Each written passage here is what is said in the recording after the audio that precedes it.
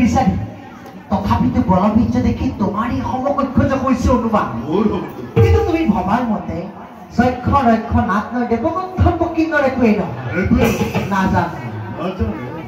নাজানো জন্মলভী সি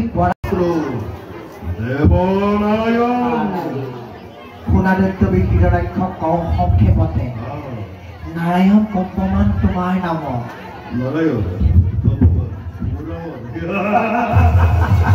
আৰু শুনা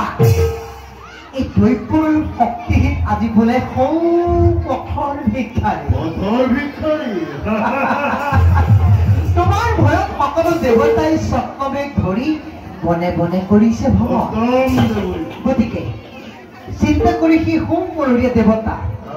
আৰু ভীৰু নাৰায়ণৰ কথাত আলক্ষ্যই কৰিব নালাগে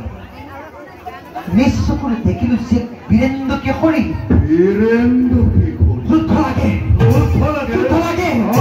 যুদ্ধ লাগে বুলি সি বিভূমন কৰিছে আৰু ক'ত হিৰণ্যাক্ষ বুলি কিন্তু অবিৰাম কৰিছে পঞ্চম